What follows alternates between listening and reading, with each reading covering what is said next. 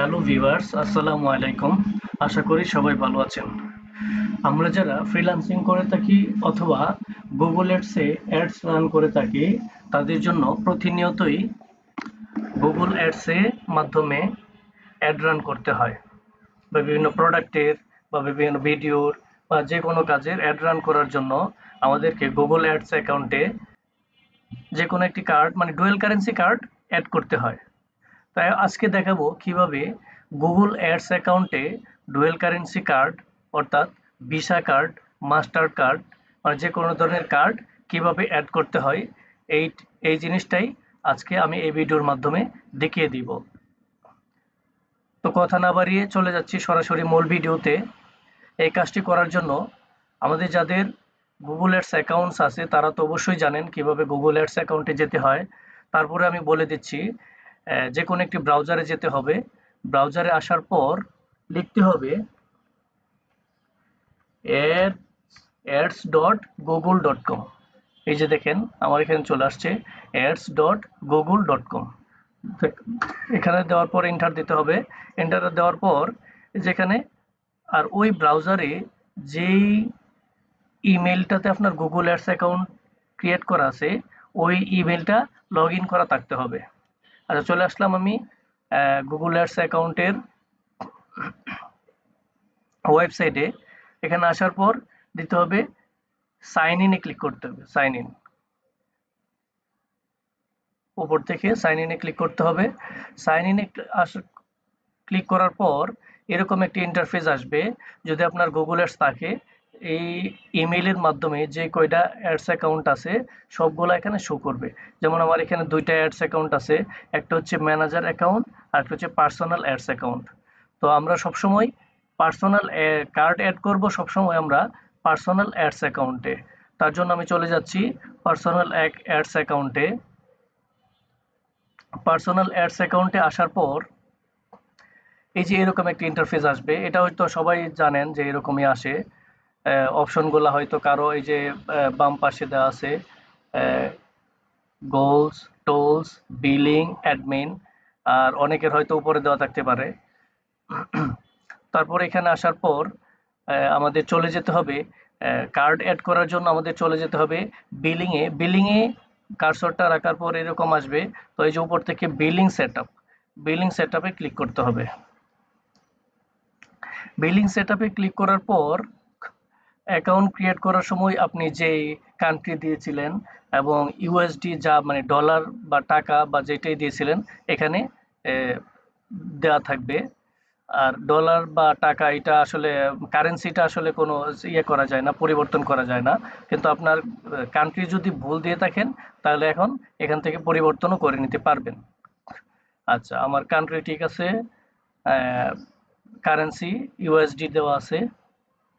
তারপর হচ্ছে এই যে এরকম একটা ইন্টারফেস আসছে, এরকম একটি পেজ আসছে। ওই পেজটা কমপ্লিট করে সাবমিট দিলেই আমার কার্ডটা অ্যাড হয়ে যাবে।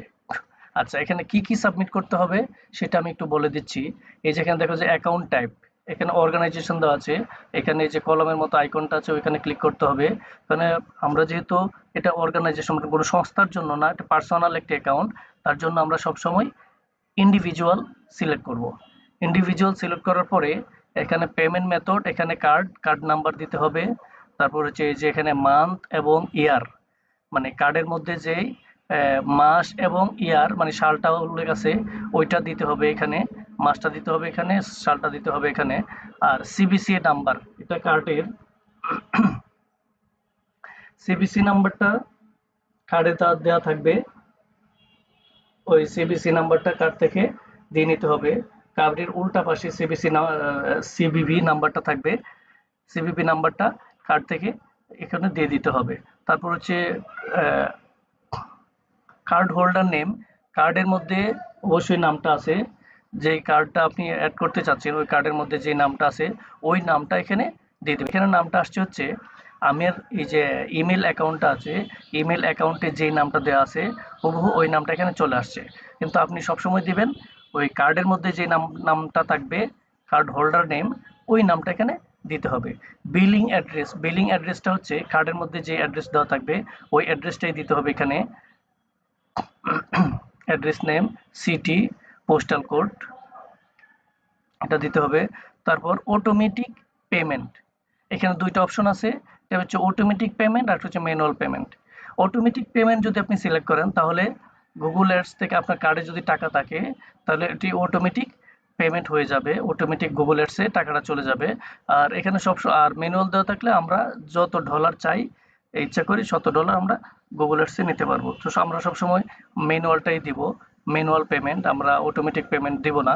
এখান থেকে আমি $10 দিতে চাই, মিনিমাম হচ্ছে দেখেন $9 যদি দেই তাহলে এটা হয়তো নেবে না, মানে $10, কমপক্ষে $10 দিতে হবে।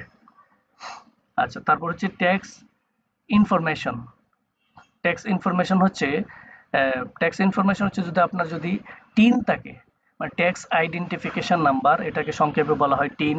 যদি আপনার টিন নাম্বার থাকে তাহলে ওই নাম্বারটা এখানে দিতে পারেন, কারণ এটা দিলে একটা সুবিধা আছে আর একটু অসুবিধাও আছে। অসুবিধাটা কেমন, যদি মনে করেন আপনার টিন নাম্বার না থাকে, শুধু এটার জন্য যদি আপনি টিন নেন তাহলে আপনাদের প্রতি বছর বাংলাদেশ গভর্নমেন্টের কাছে, মানে রাজস্ব বোর্ডে আপনার রিটার্ন জমা দিতে হবে।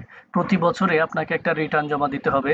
হয়তো যদি আপনার যদি ইনকাম মানে ট্যাক্সের আওতায় থাকেন তাহলে একটা ট্যাক্স দিতে হবে, আর যদি ট্যাক্সের আওতায় নাও থাকেন তাহলে আপনার রিটার্ন জমা দিতে হবে, এটা জিরো রিটার্ন বলে, জিরো রিটার্ন জমা দিতে হবে।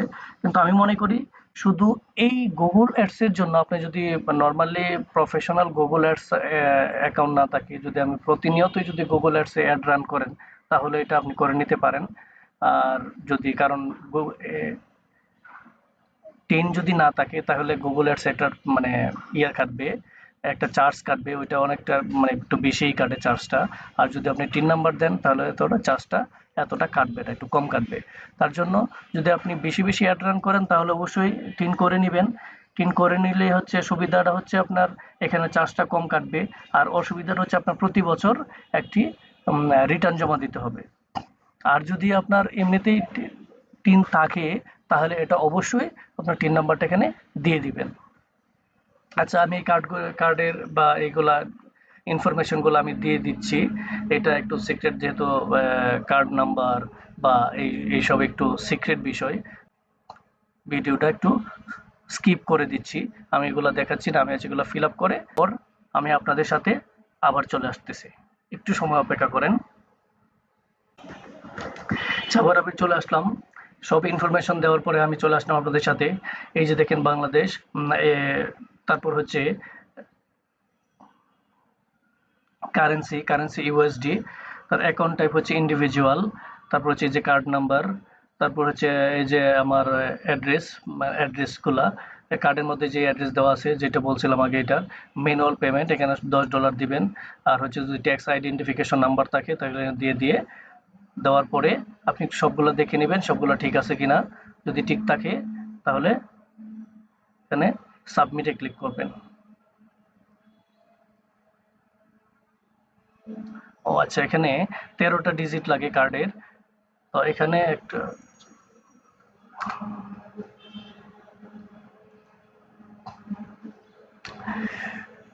এখানে 13টা ডিজিট, কমপক্ষে 13টা ডিজিট লাগে ট্যাক্স আইডেন্টিফিকেশন নাম্বারে। তো এখানে আপনার যদি 13 ডিজিট না হয় তাহলে সামনে আগে একটা শূন্য দিয়ে দিবেন। এই যে দেখেন আমার এখানে চলে আসছে, সবকিছু এখানে চলে আসছে। নেম অফ অ্যাড্রেস, আসার পর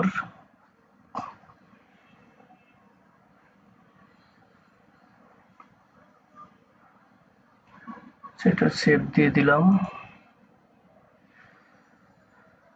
আচ্ছা, কিভাবে কার্ডটা অ্যাড করতে হয় আপনারা দেখছেন, কার্ডটা অ্যাড হয়ে গেছে।